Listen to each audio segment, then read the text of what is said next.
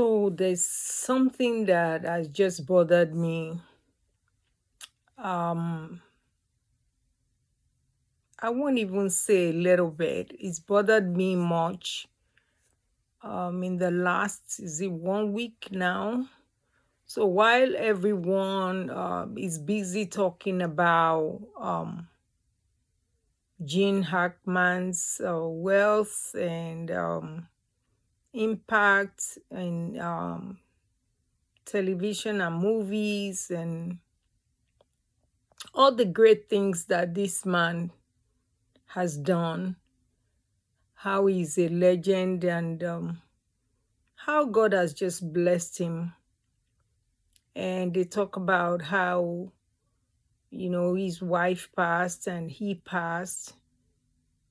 What has really bothered me about the story is what life is really about.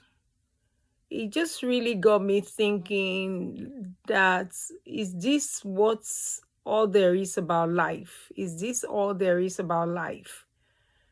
Because life is a cycle. And people really forget that. And it bothered me because I feel like this man worked so hard in his life. I don't know what the wife did, but it doesn't even matter. The wife and himself, they had 3 children. And they work so hard. And as parents, we work so hard to give everything to our children. And I feel like one of the most important things are neglected. Nobody talked about this thing in the media. The fact that these people worked hard all their lives and have 3 children, and they were dead for 2 weeks without anyone checking on them, anyone calling them, anyone finding out, until some maintenance guy comes along. I'm not here to shame anyone, to condemn the family members or anything, but it is something that always bothers me. It's something that I've always been about since when I was young. For me, it is primary that we take care of our parents. It is primary. I mean, they slaved. When we were little, they made sure to take care of us, to work hard, to run around, to ensure that they provide the best comfort. When we're helpless, when we're babies, when we couldn't do anything for ourselves, they did. And what bothers me really is the fact that at the end of it all now, the wife died for a whole week. So she died of a virus infection. And nobody called. Nobody knew. The dad, the father, their father had Alzheimer's. It means that there are 3 children and nobody had called within that week of her passing. And then the fact that this man had advanced Alzheimer's, nobody had checked on him. And I just think of those last 2 weeks of their lives, the suffering, the pain. This man who had Alzheimer's, who needed help with drinking water, with cleaning probably, with food preparation, died of dehydration, probably had spasms, because when he will be hungry, there will be nothing. He won't know what to do to help himself if he was really that advanced, And I feel that, I I've carried the pain, the burden for this past 1 week, and I felt like I have to make this video just to appeal to everyone. Please check on your parents. I don't care how much money people have and you hire people to take care of them. Those people are not, they would even exploit them. They will abuse them. It happened to us. When my dad passed, my mom refused to leave the house. She did not want to leave that house. She would say, "This is where your dad left me. I'm not moving." She didn't want, because we wanted to take her away, because we didn't want her to be alone by herself. All the children are in Lagos, and so a few of us are here. And so we wanted her to go and stay with people in Lagos, and she would not leave because of how close they were. She was so attached. They went to church together. They went everywhere together. They did if they were not anywhere, they were sitting in front of their house. They were sitting on the porch together. In their late 80s, they were holding hands. That was very, very uncommon in Nigeria. They would hold hands to go to church. They would sit together. They would hold hands. They would return home together. They would hold hands. So it was really hard for my mom. And because of that, we had to hire people. We hired people. I remember calling several times just to check. I would buy gifts for the hired help, apart from the fact that we paid them, because I wanted to make sure that they were kind to my mom. Yet they were abusive. They stole from her. They neglected her. They abandoned her. They would go somewhere overnight and leave her. So neighbors will call us, and it would be so heartbroken until we just were like, okay, whether you like it or not, we're taking you away. It was hard, but we did it. And, she was fine eventually. She got used to it. I remember being at a women's meeting, and we were talking, and people were asking questions, and other people could answer and things like that. And I remember this lady getting up to, I would say, really complain about her mother. The fact that her mother was in her 90s and the mother was now, that it was becoming too hard to manage her.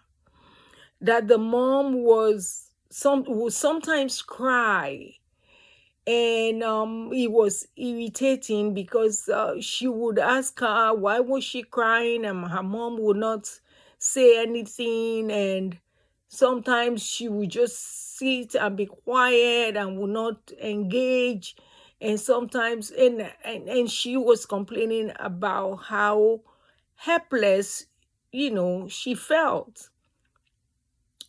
And when she was done complaining, in my opinion, she was complaining.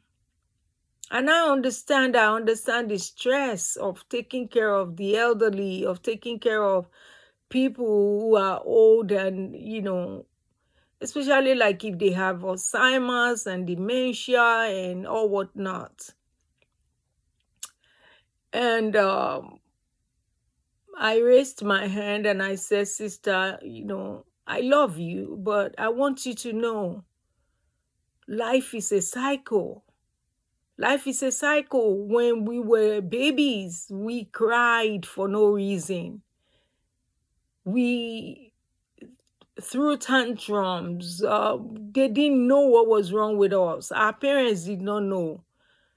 They will get up, they will feed us, they will change us, they will dance without music, they will walk up and down, they would pet us, they will put us on their backs, they will have sleepless nights because we were waking up at night and crying, and they will do everything, and there will be no reason why we were crying. They couldn't tell, but yet they were there for us. They did all they could.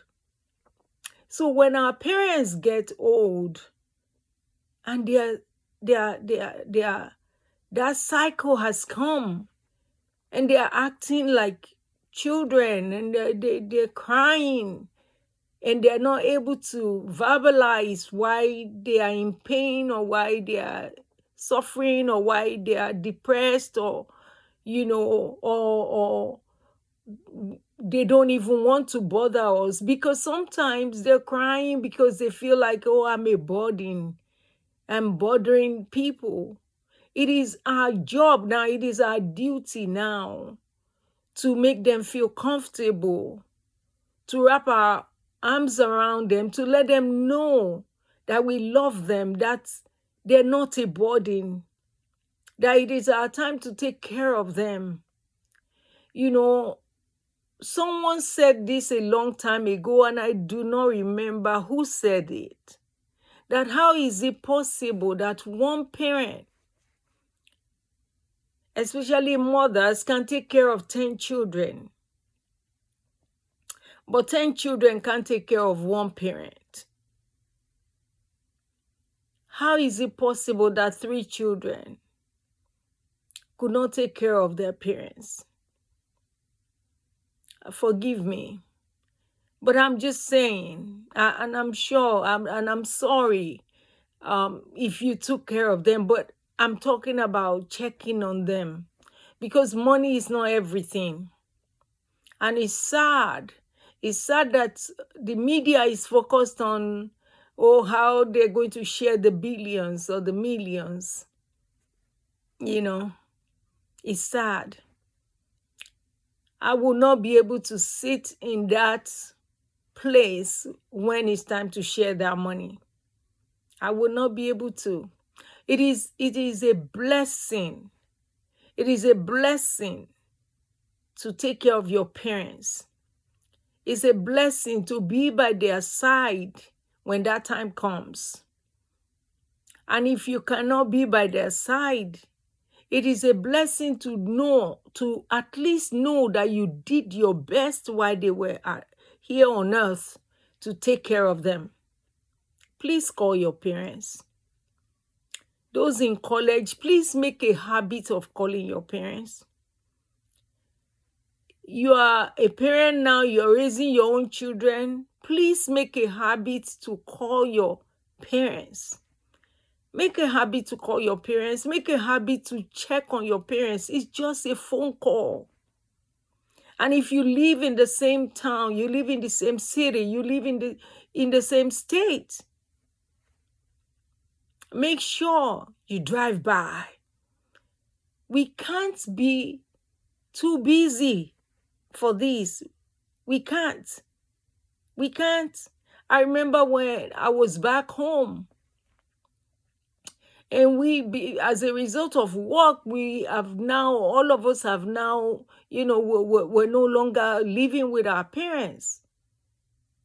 I remember telling my sisters that we must make a definite program whereby, if not all of us, at least as they got older, because prior to that, we used to go home for Christmas and Easter. But as they got older, we made it into every 3 months. And then as they got older, we made it such that every month, if all of us cannot go, some of us must go. There must be a delegation that will go and check on them. Apart from phone calls. Phone calls, that was a no-brainer. But to go physically and make sure that they are okay, and make sure that whatever they need is available. That make sure that the house is stocked with food, is stocked with, whatever they need, that if they need money, that they have money. Please, please, it's a blessing. When you read the Bible, you find out that the patriarchs, when it's time to go, they had their children around their bedside and they blessed them. Even the leaders. Moses was not the father of all the Israelites that came out of Egypt, but when it was time to go, he blessed them. Samuel was a prophet. When it was time to go, he blessed the whole of Israel. When it was time for Jacob to go, he blessed all his children. Israel to go, he blessed all his children. Likewise, Jacob, he blessed all his children. And he said, when I pass, do not leave my bones in Egypt. Make sure you pack me up and take me back. It's very important. Let's not be busy. Let's not be busy. No matter how busy we are, please.